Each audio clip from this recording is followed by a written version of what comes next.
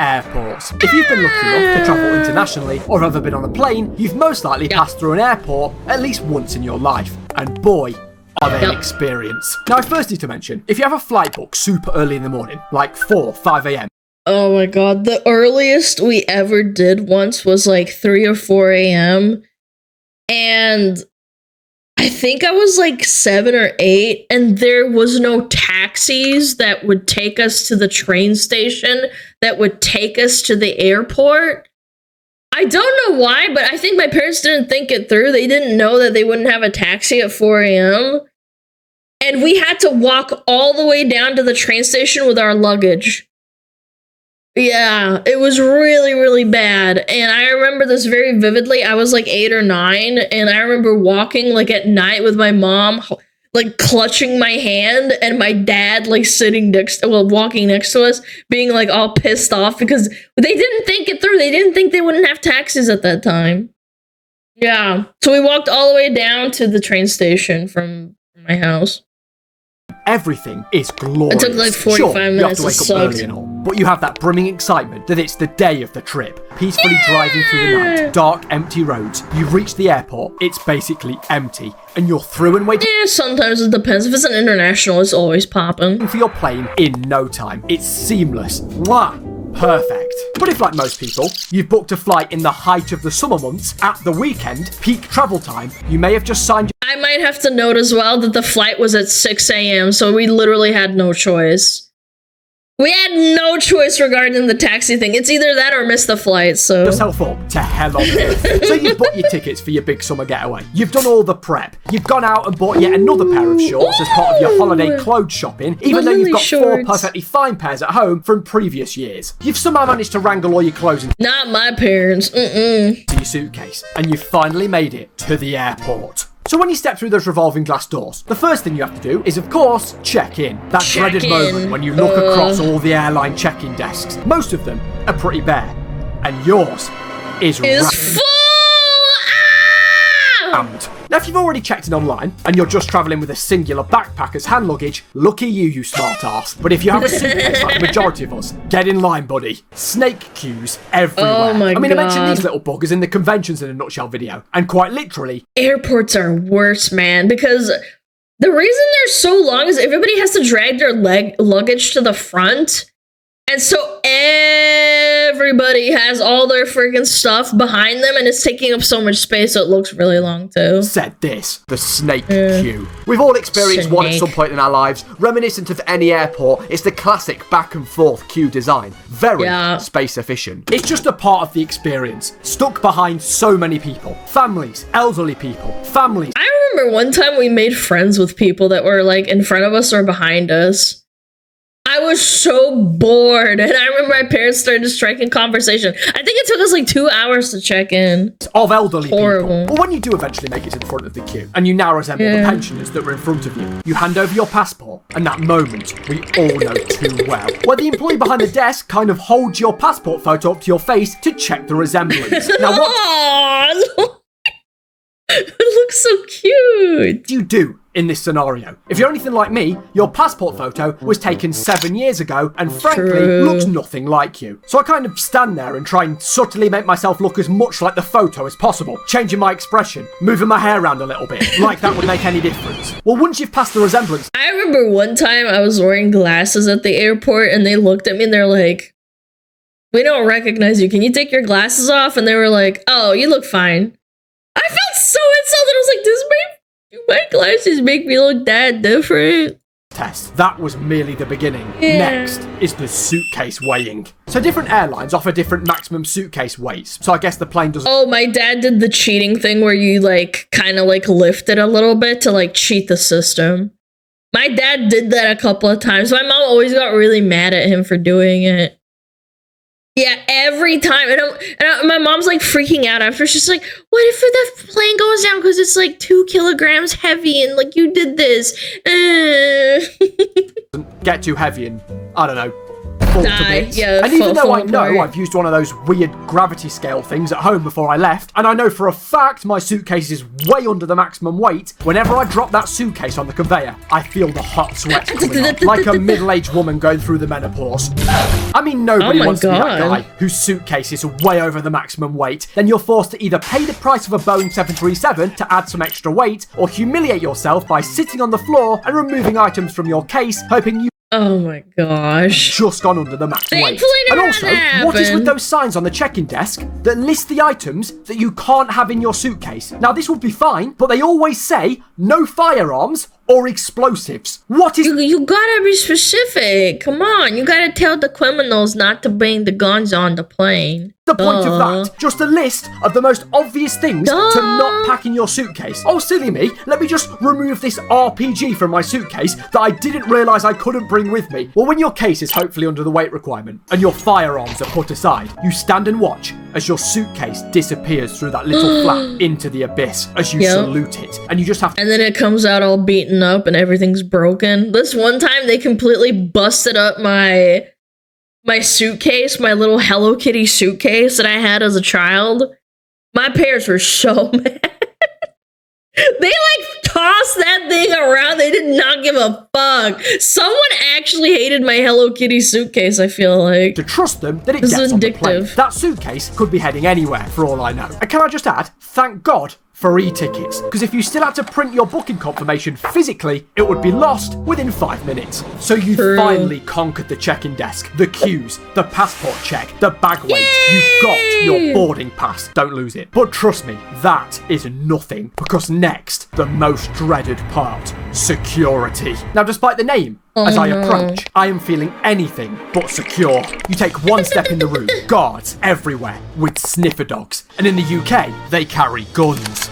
Not the sniffer dogs, the guards. And unlike Oh, why not, man? Give the dog a gun. US viewers, it's not every day us English folk see a, how do you say, firearm. I mean, the only time I see these things is in video games. There's even more snake queues, machines making random noises. Before you even get close to the action, it's already pretty intimidating. And if that's not scary... I always thought it was really fun because you could look at other people's baggage. I'd always sneak and look like a little kid and try and peek at what they have inside of their bags. enough, security is far from simple. There are so many steps and rules. So when I finally get called up, the first obstacle, the trays before the metal detectors. So it's hand luggage in one tray, but electricals have to go separate. Then it's liquids of 100ml in another place, in a plastic bag. Empty your pockets, sign here, chunk of hair here, swab your mouth here. It's all so overwhelming. Then you're rushing because there's 700 people behind you. And I don't even know where I stand on the clothing situation in security anymore. A few years ago, your shoes had to come off. Now they don't, but your belt has to go in. And sometimes your jackets do, but sometimes they don't. Yeah, your jewelry as well, like any jewelry. And hoodies do, but coats don't. I honestly have no clue. To be honest,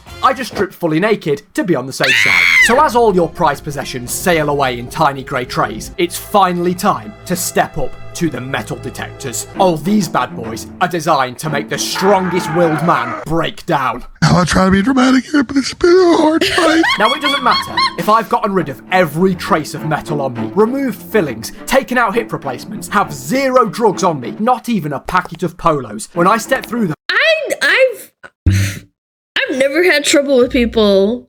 Because apparently, because my parents have gold teeth, they one time had to get stopped because of these. Because you can't take out your teeth.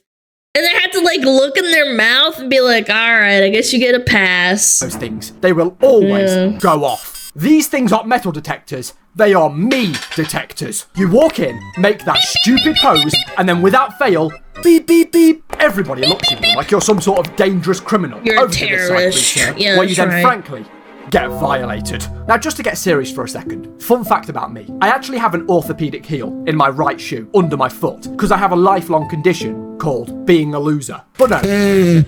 That's not what I expected. I have sadly been cursed with a condition called scoliosis. So whilst your spine looks like this, mine looks like this. Thankfully, it doesn't impact my life too much, and most people wouldn't even realise I have it by looking at me, but it does mean Yeah, it depends on what kind of scoliosis you have. You can have really bad ones. Pretty much have to constantly I had a wear a friend that little had chunk it. of rubber tucked under my right heel Sucks. to straighten me out and stop any pain. Well, airport staff seem to love it. Without fail, it is taken off me and put through a special drug detection machine.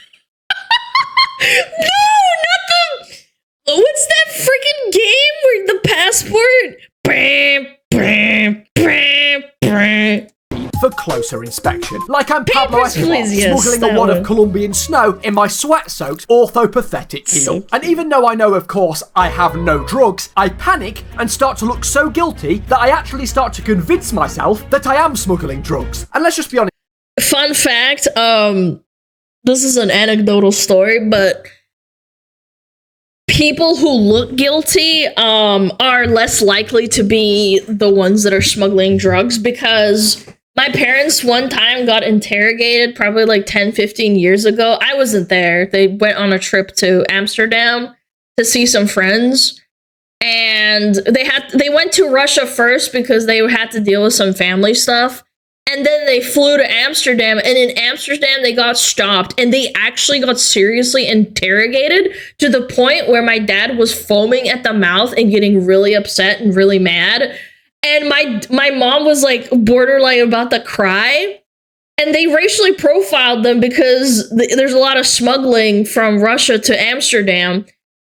And it turns out that the people that were interrogating them were doing a really thorough job. And they said that my dad getting so upset was actually an indicator that he's not guilty. Because usually what happens is they'll deny. And that's like a more of an indicator of personality.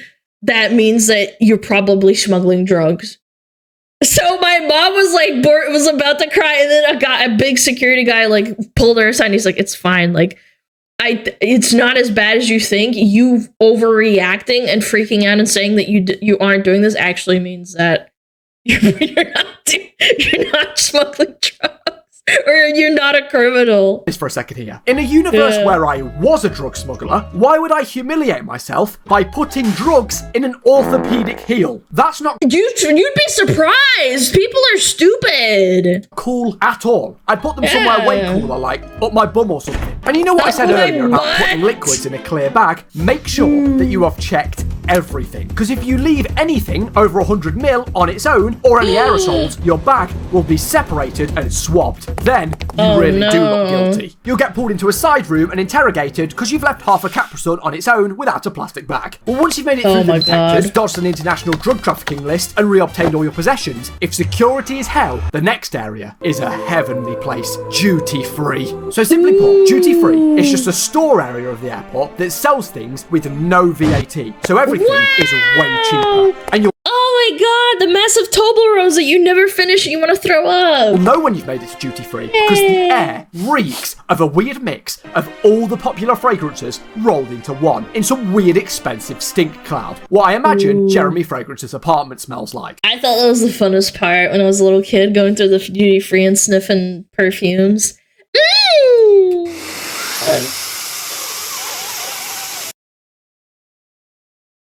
Not this much, but you get the idea. People don't know that I'm not wearing underwear. Male models' faces all over the walls with fragrances you've never even heard of, but who cares because everything is so cheap. Sunglasses, sun cream, aftershave, neck pillows, M&Ms, weirdly everywhere for some reason. You can buy a 3-litre bottle of Jack Daniels for about £5. Duty free is truly the alcoholic's paradise. Stock up. I still will never understand why it's so cheap and why it's specifically that. I don't get it. Buy gifts for friends and family. And then you have every English bloke rushing to buy ciggies in bulk to sell to their mates down the pub to make a cheeky profit like they're Alan Sugar. If Alan Sugar promoted lung cancer. So once you make it out of duty free. No, I understand why it's no taxes, but like, why? Why is this a thing? I don't understand. I know it's tax free. I understand what the premise is. I just don't get it. You are a free man. The rest of the airport is yours to peruse. There's even more shops to explore. But don't be fooled. Whilst duty free is cheap, not everywhere in the airport is too. In fact, it's quite the opposite. The food claps your cheeks. The obligatory airport Burger King can be double the price. So stay vigilant, travellers. And some of airports are international. Oh, okay. The stores in airports are so weird. I don't know about you guys, but when I pack for a holiday, I already have all my clothes prepared in my suitcase before I come to the airport. I mean, sure, the odd hat or a pair of glasses, but why is there a JD selling a full Nike Tech Fleece tracksuit in the airport? I mean, I know it's England and all, but come on. I'm not just going to whack that baby on whilst I'm walking around the beach in the 30-degree heat in the Costa del Sol. And a Rolex store. Sure, I know all these designer stores have slightly reduced prices and all, but come on. You have to be a different level of wealthy to just casually buy a Rolex before you fly. So amongst... Yeah, I never understood that. Why?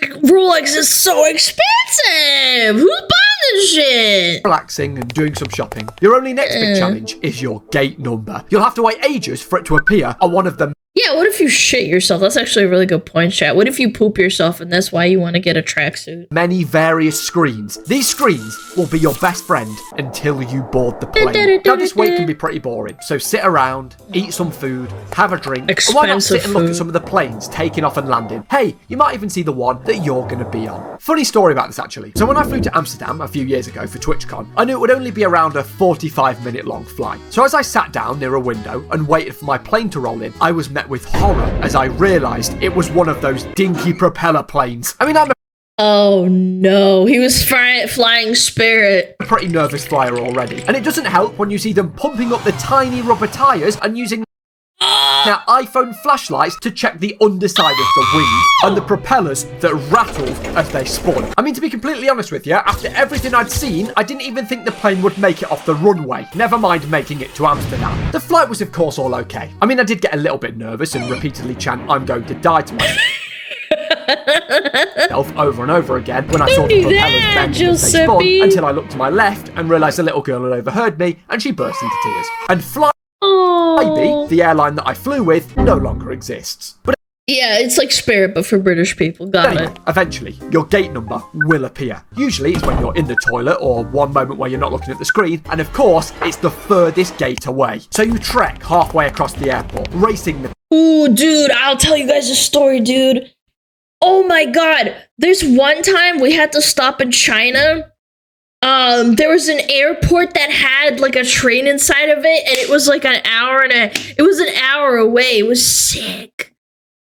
It was an hour to walk. You could walk it potentially, but you could, it was so cool. It was an hour-way walk, but it was a 10-minute like little like drive with the train. So we took the train. It was great. People on the walking awesome, conveyance. very clean, and of course, very cool. The distance to your gate can vary depending on the size of the airport you're in. Yet again, Amsterdam's airport, Schiphol. Fellas, I pray you never, ever experience that airport. Being the 4th busiest in Europe, it is gigantic. It is far too big. I mean, there was screens telling you how long the walk to your gate would be. Yeah, that's what I'm saying. They had that too in China, yeah. With some of the times being over 25 minutes. Yeah, it was like 30, 40, maybe even an hour. I can't remember, but I'm pretty sure it was an hour. Singapore airport. Yeah, I remember my parents said that the Singapore airport was pretty bad too. Not like bad as in like it wasn't bad to be in it, but like you had to be there on time, otherwise you're gonna be late. To walk there. In Schiphol, you need to take a flight to get to your flight. A truly hellish experience. They do have a cool clock though. Wow, look at that. There's a little man trapped in there. Working on a weekend like usual. Working on a weekend like... Are you serious? This sucks. What? Are you serious? usual. Anyway. No. It's a video? Okay, I was... I thought it was a guy that like works in there 24/7. Working on a weekend like usual. Anyway, you finally finish your mammoth expedition and make it to your gate. You sit down, let out a sigh of relief as your legs throb. You can finally relax as you take... And then you get bored to shit because they delay your flight a million times. Take a glimpse over at the screen and realise the gate has moved. It happens every single time. And just a tip, if you are ever in a French-speaking country and your flight has a delay, never read the word out loud. So when you eventually finally make it to the right gate, if you can still stand, you hop in the queue and everyone starts boarding. First, the people in the fast track queue, then the other commoners. So you slowly edge towards the front. Don't worry, you've got this. Nothing else can go wrong now. You hand the kind worker your passport, they scan it, hand it back to you, give you a big smile, and they say, enjoy your flight, where you then reply, you too. Oh, you... Idiot! Why did you say that? She is not getting on the plane with you. You fool! As you Sometimes they do, to be fair. Yeah, sometimes they do, but most of the time they do not. live the moment as you walk down the air bridge. But who cares? Congratulations! You've conquered the airport. Go forth, young Padawan. Get on your plane, sit down, and revel in the experience of 3 screaming babies, someone ripping a fart, no leg room, uncomfy chairs, and mediocre food for 4 hours. And isn't it funny that there's no Wi-Fi on board, but the card reader that charges you £10 for a small tube of Pringles works just fine? But remember, you may have made it through one airport, That's not how it works. but there is always a second on the other side. It's like the airport you came from in your home country, but on hard difficulty. It's usually much hotter, and you don't understand a word anyone is saying. The guards are usually bigger, scarier, and sterner. But thankfully, arrivals is much easier than... No, I find like so I traveled once to Fiji with my parents, and they're usually super nice. I disagree. They're usually super nice and relaxed. Parting. There's just one last step before you can enjoy your vacation. The baggage collection. The conveyor of death. You sit and wait and wait and wait. It seems that everyone else's suitcase comes out before yours. And even though you paid extra for your case to go on first, all that means is that on the other end, it comes out last. But eventually, you see it. Your suitcase. It's emerged from the dark. I will never forgive the person that beat up my Hello Kitty suitcase when I was 8 years old. I will never forgive them. They hated that thing. It was literally like broken on one side and it was like torn apart. It survived the abyss. It slowly moves ever closer to you. You reach out your hand Still so and miss sad it, so over it has to go around again. But then you grab it. Finally, you are a free man. Go and enjoy your vacation. You deserve it. Then you look at your watch and realise it's 10 minutes until your flight home because a week has passed whilst you're waiting for your case. Sure, airports are a pain. They're hectic. They're stressful. They're tiresome. But you know what? Sometimes they're nostalgic. The airport can be the host of that energetic pre-vacation excitement, knowing you're travelling to a new and exciting place that you've never been. And I always recommend travelling with friends. It makes it all so much more fun. Sometimes the travel there can be just as enjoyable. Cracking jokes and laughing as you make memories on the trip of a lifetime. Having that early... Or Alana pees herself when she's 4 years old onto the seat and they have to give her a new seat. Yeah. Yeah, I'm not proud of that. When I was 4 years old, I think they had really bad turbulence and I peed my pants and I soaked the seat and my mom was really sad and my dad was like, and the stewardess had to swap me the little. They swapped me the seat. It was purple instead of blue, so everybody knew I pissed in the seat. Morning coffee or that late night £65 Burger King. Sure, airports are a bit of a challenge, but once you're living it up in the sun, climbing a mountain, or seeing the wonders of the world, it makes it all worth it. Except for Schiphol. And with all of that said, wait, Dave, what are you doing here? This is kind of, my line. Mate, did you not watch the last video? I'm doing Ed reads from now on. You've missed a lot. I met a bloke in an alleyway and he gave me this device on my wrist that lets me time travel and I added a teleportation module and blah blah blah. Anyway, I'm here to tell the audience about Saily, the eSIM app by NordVPN. Alright, fine. What are you doing here anyway? Oh, me? I'm off to Benidorm, mate. What about you? Oh, me? I'm heading to the desert. I have unfinished business, shall we say. Long story. Anyway, excuse me? Fine. Thank you. So, if you guys are anything like me, you like to travel to the pub, to the footy, and of course, to places like Benidorm, Magaluf, Ibiza, Kavos, Bradford, Skegness, and of course, Transylvania. We all hate the pain of being on holiday and having to run around to find a speck of decent Wi-Fi to look at the footy results, or paying an arm and a leg for a so British footy results. Tiny bit of data. It's all such a pain. Well, that's where Saily comes in. You just download the app, choose any plan from 160 countries across 8 regions, download the eSIM, and you're ready to go. No hassle, and you're connected. With all that time you've saved, you can get immersed actually convenient, in local not gonna lie. Yeah. Hello, mate.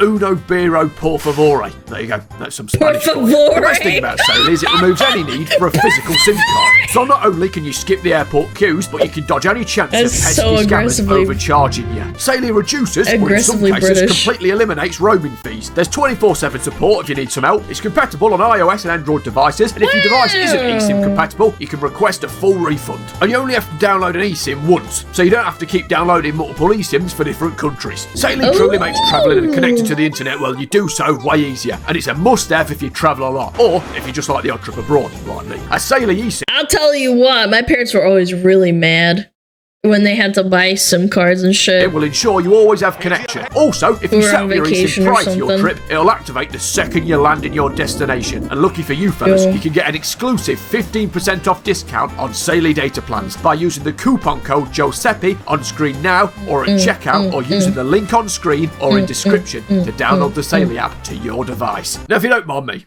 I'm off to Benidorm. Back to you, Joe. Oh, it's not. I still can't believe this is real. I can't believe they have this. Not here. Wait, shall I say the line? With all of that said, goodbye. Uno Biro Por Favore. Yo, chat, check out Joeseppi. Oh my goodness, he's so funny. He's that real funny British guy that makes videos and tells stories, innit?